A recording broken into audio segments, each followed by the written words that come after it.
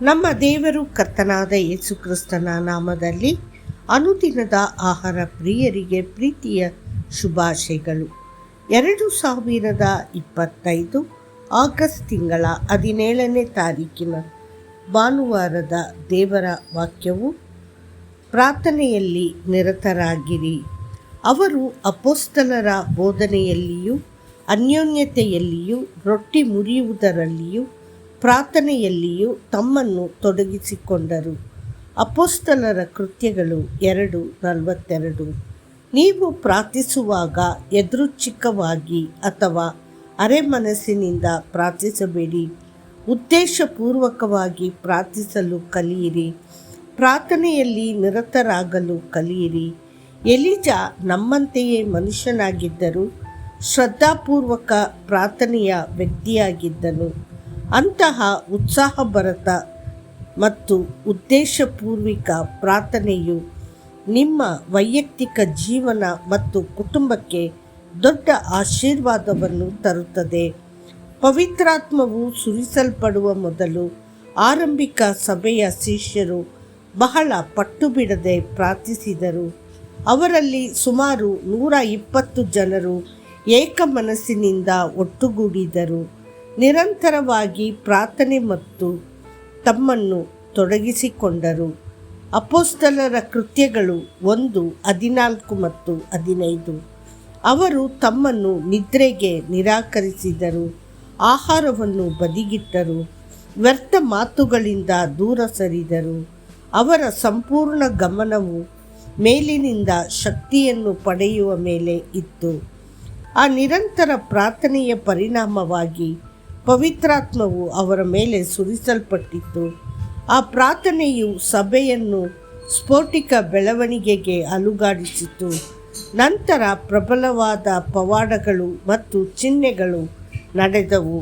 ಪ್ರಾರ್ಥನೆಯಲ್ಲಿ ಸತತ ಪ್ರಯತ್ನದಿಂದ ಕಳೆದ ಸಮಯ ಎಂದಿಗೂ ವ್ಯರ್ಥವಾಗುವುದಿಲ್ಲ. ಅದು ದೈವಿಕ ಶಕ್ತಿಯನ್ನು ಬಿಡುಗಡೆ ಮಾಡುವ ಸಮಯ. ಸೌಲನು ಪೌಲನಾಗಿ ರೂಪಾಂತರಗೊಂಡಾಗ ಅವನು 3 ದಿನಗಳ ಕಾಲ ಉಪವಾಸ ಮಾಡಿ ಪ್ರಾರ್ಥಿಸಿದನು.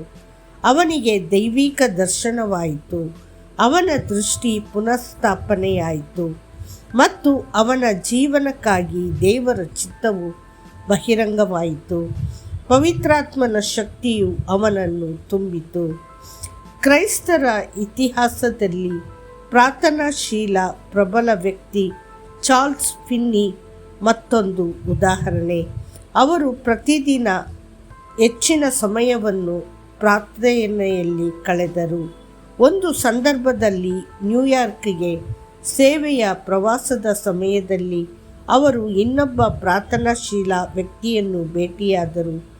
ಇಬ್ಬರ ನಡುವೆ ಆಳವಾದ ಆಧ್ಯಾತ್ಮಿಕ ಐಕ್ಯತೆಯು ರೂಪುಗೊಂಡಿತು. ಅವರು ಕೈಗಳನ್ನು ಹಿಡಿದು ಒಟ್ಟಿಗೆ ಪ್ರಾರ್ಥಿಸುತ್ತಿದ್ದಂತೆ ಆ ನಗರದಾದ್ಯಂತ ಒಂದು ದೊಡ್ಡ ಪುನರ್ಜೀವನವು ವ್ಯಾಪಿಸಿತು. ನಿಮ್ಮ ಜೀವನ ಮತ್ತು ನಿಮ್ಮ ಕುಟುಂಬದಲ್ಲಿಯೂ ಸಹ ಅದ್ಭುತವಾದ ಪರಿವರ್ತನೆಯನ್ನು ತರಲು ಕರ್ತನು ಬಯಸುತ್ತಾನೆ. ಬೆಳಿಗ್ಗೆ ಎದ್ದು ಪ್ರಾರ್ಥಿಸಿರಿ, ಕುಟುಂಬವಾಗಿ ಒಟ್ಟುಗೂಡಿ ಪ್ರಾರ್ಥಿಸಿ, ಪಟ್ಟು ಹಿಡಿದು ಪ್ರಾರ್ಥನೆಯಲ್ಲಿ ಮುಂದುವರಿಯಿರಿ.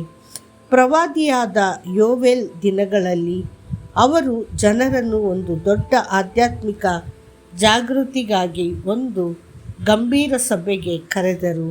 ಚಿಯೋನಿನಲ್ಲಿ ತುತ್ತೂರಿಯನ್ನು ಊದಿರಿ, ಉಪವಾಸವನ್ನು ಪ್ರತಿಷ್ಠಿತಪಡಿಸಿರಿ, ಪವಿತ್ರ ಸಭೆಯನ್ನು ಕರೆಯಿರಿ, ಜನರನ್ನು ಒಟ್ಟುಗೂಡಿಸಿ ಸಭೆಯನ್ನು ಪವಿತ್ರಗೊಳಿಸಿ, ಹಿರಿಯರನ್ನು ಒಟ್ಟುಗೂಡಿಸಿ, ಮಕ್ಕಳನ್ನು ಹಾಲುಣಿಸುವ ಶಿಶುಗಳನ್ನು ಒಟ್ಟುಗೂಡಿಸಿ.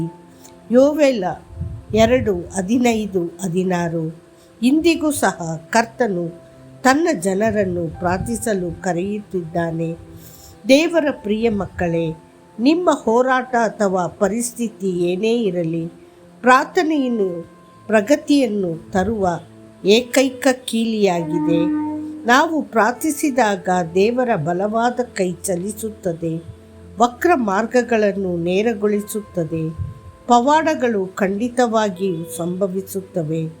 ಮತ್ತಷ್ಟು ಹೆಚ್ಚಿನ ಧ್ಯಾನಕ್ಕಾಗಿ ನಾವಾದರೂ ಪ್ರಾರ್ಥನೆಯಲ್ಲಿಯೂ ವಾಕ್ಯದ ಸೇವೆಯಲ್ಲಿಯೂ ನಿರತರಾಗಿರುವೆವು. ಅಪೊಸ್ತಲರ ಕೃತ್ಯಗಳು 6:4. ಕರ್ತನು ನಿಮ್ಮನ್ನು ಆಶೀರ್ವದಿಸಲಿ. ಆಮೇನ್.